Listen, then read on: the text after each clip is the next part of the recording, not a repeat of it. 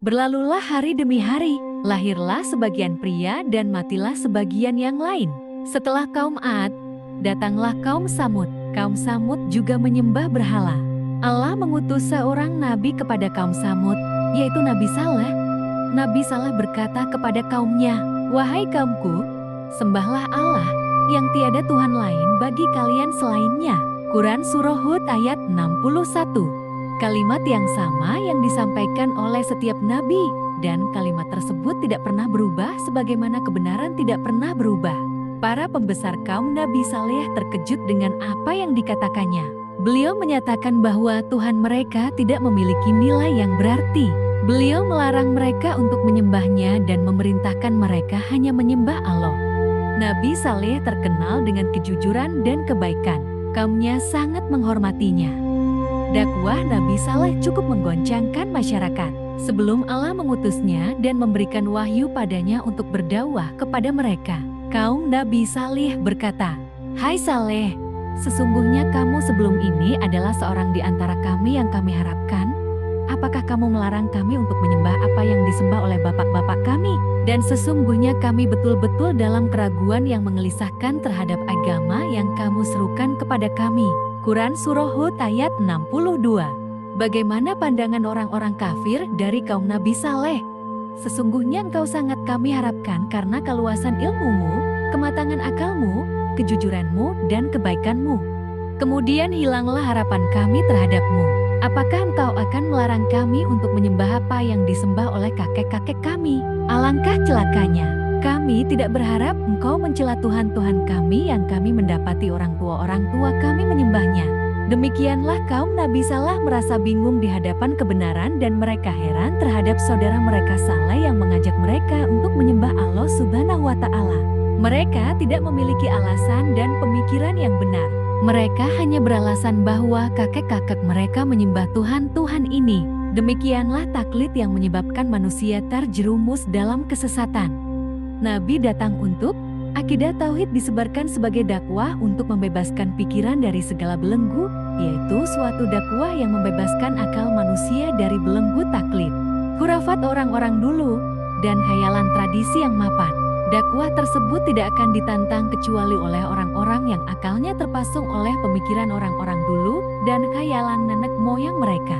Meskipun dakwah Nabi Saleh disampaikan dengan penuh ketulusan, namun kaumnya tidak mempercayainya, mereka justru meragukan dakwahnya. Mereka mengira bahwa Nabi Saleh tersihir.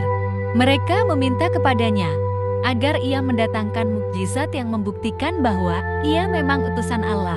Kaum Samud mengukir rumah-rumah besar dari gunung. Mereka menggunakan batu-batu besar untuk membangun. Mereka adalah orang-orang yang kuat yang Allah membuka pintu rezeki bagi mereka dari segala hal. Mereka datang setelah kaum Ad, lalu mereka tinggal di bumi dan memakmurkannya.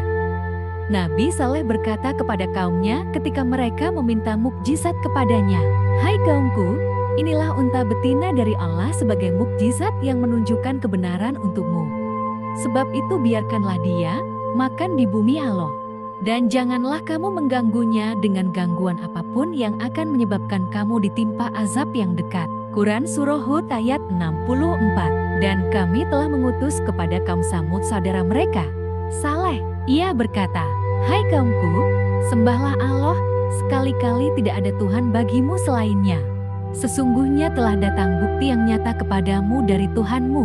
Unta betina Allah ini menjadi tanda bagimu, maka biarkanlah dia makan di bumi Allah, dan janganlah kamu mengganggunya dengan gangguan apapun, yang karenanya kamu akan ditimpa siksaan yang pedih." Nabi Saleh menyeru kaumnya dengan penuh kasih sayang dan cinta. Beliau mengajak mereka untuk hanya menyembah Allah dan mengingatkan mereka bahwa Allah telah mengeluarkan mukjizat bagi mereka, yaitu unta. Mukjizat itu sebagai bukti akan kebenaran dakwahnya. Beliau memohon kepada mereka agar mereka membiarkan unta itu memakan dari hasil bumi, dan setiap bumi adalah bumi Allah.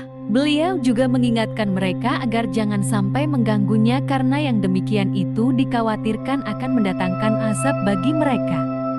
Nabi Saleh tidak henti-hentinya mendakwahi kaumnya untuk menyembah Allah sebagai Tuhan satu-satunya. Dan ingatlah olehmu di waktu Tuhan menjadikan kamu pengganti-pengganti yang berkuasa sesudah kaum Ad dan memberikan tempat bagimu di bumi. Kamu dirikan istana-istana di tanah-tanahnya yang datar dan kamu pahat gunung-gunungnya untuk dijadikan rumah. Maka ingatlah nikmat-nikmat Allah dan janganlah kamu merajalela di muka bumi dengan membuat kerusakan. Demikianlah yang dilakukan oleh Nabi Saleh, namun kaumnya justru menjawabnya dengan jawaban yang aneh. Mereka tidak menghiraukan nasihat Nabi mereka. Mereka menemui orang-orang yang beriman kepada Nabi Saleh. Pemuka-pemuka yang menyombongkan diri di antara kaumnya berkata kepada orang-orang yang dianggap lemah yang telah beriman di antara mereka. Mereka bertanya dengan pertanyaan yang tujuan untuk merendahkan dan mengejek. Apakah kalian mengetahui bahwa Saleh seseorang yang diutus dari Tuhannya? Sekelompok kecil yang beriman kepada Nabi Saleh berkata, sesungguhnya kami percaya dengan apa yang dibawa oleh Nabi Saleh. Sesungguhnya kami adalah orang yang tidak percaya kepada apa yang kamu imani itu. Jawaban tersebut sangat bertentangan dengan jawaban para pembesar dari kaum Nabi Saleh. Para pembesar itu justru meragukan kenabian Saleh, sedangkan orang-orang mukmin itu menegaskan kepercayaan mereka terhadap kebenaran yang dibawa oleh Nabi Saleh. Mereka mengatakan, kami mengimani apa yang dibawa oleh Nabi Saleh. Dan mereka tidak beriman kepada untanya. Mereka tidak mengatakan bahwa onta itu yang menetapkan kenabian Saleh. Orang-orang mukmin lebih memperhatikan kebenaran ajaran yang dibawa oleh Nabi Saleh, bukan memperhatikan mukjizat yang luar biasa itu. Orang-orang yang menyombongkan diri berkata, sesungguhnya kami adalah orang yang tidak percaya kepada apa yang kamu imani itu. Demikianlah penghinaan mereka, kesombongan mereka, dan kemarahan mereka. Rasanya sia-sia untuk mencari dalil yang dapat memuaskan orang-orang kafir saat berdialog dengan mereka. Mereka selalu menolak kebenaran, padahal mereka orang-orang yang merdeka dalam memilih kebenaran itu. Malam mulai menyelimuti kota Samud, gunung-gunung yang kokoh menjulang dan melindungi rumah-rumah yang terukir di dalamnya. Gelas-gelas minuman diputarkan di antara mereka. Tidak ada seorang pun dari tokoh-tokoh kaum yang tidak hadir di pertemuan penting itu. Dimulailah pertemuan dan terjadilah dialog. Salah seorang kafir berkata, bagaimana kita akan mengikuti saja seorang manusia biasa di antara kita? Sesungguhnya kalau kita begitu benar-benar dalam keadaan sesat dan gila. Quran Surah Al-Qamar ayat 24. Sementara yang lain menjawab, apakah wahyu itu diturunkan kepadanya di antara kita? Sebenarnya dia adalah seorang yang amat pendusta lagi sombong. Quran Surah Al-Qamar ayat 25. Dan pembicaraan beralih dari Saleh ke unta Allah. Salah seorang kafir berkata, jika datang musim panas, maka unta itu mendatangi lembah yang dingin sehingga binatang-binatang ternak yang lain lari darinya dan kepanasan. Seorang kafir lagi berkata, jika datang musim dingin unta itu mencari tempat penghangat, lalu ia istirahat di situ sehingga binatang-binatang ternak kita lari darinya dan menuju tempat yang dingin sehingga terancam kematian. Kemudian kesunyian menghantui segala penjuru. Orang itu mulai berpikir sambil meminum 2 gelas minuman keras dan dengan suara pelan ia berkata, hanya ada satu cara. Orang-orang yang duduk di sekitarnya bertanya, bagaimana jalan keluarnya? Tokoh mereka berkata, kita harus melenyapkan Saleh dari jalan kita. Yang saya maksud adalah untanya. Kita harus membunuh untanya dan setelah itu kita akan membunuh Saleh. Demikianlah cara yang dilakukan orang-orang yang kafir sepanjang sejarah. Mereka tidak menggunakan akal sehat, mereka justru menggunakan kekuatan fisik. Bagi mereka, ini adalah cara yang paling aman. Pembunuhan akan menyelesaikan masalah. Namun salah seorang di antara mereka berkata, bukankah Saleh mengingatkan kita akan azab yang keras jika kita sampai menyakiti unta itu? Namun, orang-orang yang duduk di majelis itu segera memadamkan suara orang itu dengan 2 gelas arak. Kemudian percakapan dimulai tentang Saleh. Berapa kali kita putus asa dan dibuat kecewa olehnya. Sebaik-baik jalan adalah membunuhnya. Mula-mula kita membunuh untanya, setelah itu kita akan menghabisi Saleh. Namun siapa gerangan yang berani membunuhnya? Pertanyaan itu menciptakan keheningan di antara mereka. Lalu nama demi nama berputar di antara mereka sehingga mereka menyebut seorang penjahat yang suka membuat kerusakan dan mabuk-mabukan. Mereka adalah kelompok penjahat di kota.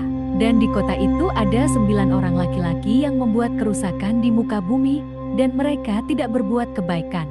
Quran Surah An-Naml ayat 48. Setelah waktu berputar, kemudian datanglah malam tragedi.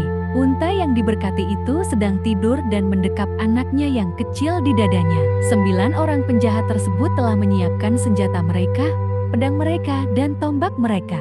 Mereka keluar di kegelapan malam, dan pemimpin mereka banyak minum khamr, sehingga ia hampir tidak melihat apa yang di depannya. Maka mereka memanggil kawannya, lalu kawannya menangkap unta itu dan membunuhnya. Quran Surah Al-Qamar ayat 29. 9 laki-laki itu menyerang unta itu, lalu ia bangkit dan bangunlah anaknya dalam keadaan takut. Akhirnya, darah unta itu terkucur dan anaknya pun terbunuh. Setelah Nabi Saleh mengetahui apa yang terjadi, lalu beliau keluar dalam keadaan marah untuk menemui kaumnya. Beliau berkata kepada mereka, "Bukankah aku telah mengingatkan agar kalian jangan mengganggu unta itu?" Mereka menjawab, "Kami memang telah membunuhnya. Maka datangkanlah siksaan kepada kami jika engkau mampu. Bukankah engkau berkata bahwa engkau termasuk utusan Tuhan?" Nabi Saleh berkata kepada kaumnya, "Bersyukurlah kamu sekalian di rumahmu selama 3 hari. Itu adalah janji yang tidak dapat didustakan." Quran Surah Hud ayat 65. Setelah itu, Nabi Saleh meninggalkan kaumnya. Kemudian datanglah janji Allah Subhanahu wa Ta'ala untuk menghancurkan mereka setelah 3 hari. Berlalulah 3 hari siksaan atas orang-orang kafir, dan mereka menunggu-nunggu azab yang datang. Maka pada hari keempat langit terpecah melalui teriakan yang keras, di mana teriakan itu menghancurkan gunung dan membinasakan apa saja yang ada di dalamnya. Kemudian bumi berguncang dan menghancurkan apa saja yang di atasnya. Itu adalah satu teriakan saja yang membuat kaum Nabi Saleh hancur berantakan. Allah berfirman, "Sesungguhnya kami akan mengirimkan unta betina sebagai cobaan bagi mereka, maka tunggulah tindakan mereka dan bersabarlah. Dan beritakanlah kepada mereka bahwa sesungguhnya air itu terbagi antara mereka dengan unta betina itu. Tiap-tiap giliran minum dihadiri oleh yang punya giliran." Maka mereka memanggil kawannya, lalu kawannya menangkap unta itu dan membunuhnya. Alangkah dahsyatnya azabku dan ancaman-ancamanku. Sesungguhnya kami menimpakan atas mereka satu suara yang keras mengguntur, maka jadilah mereka seperti rumput-rumput kering yang dikumpulkan oleh yang punya kandang binatang. Quran Surah Al-Qamar ayat 27-31. Mereka hancur semua sebelum mengetahui apa yang terjadi. Sedangkan orang-orang yang beriman bersama Nabi Saleh, mereka telah meninggalkan tempat tersebut sehingga mereka selamat. Demikianlah kisah dari Nabi Allah Saleh alaihi salam. Terima kasih sudah menyimak video ini. Apabila ada kekurangan dan kesalahan dalam penyampaian cerita, mohon dimaafkan.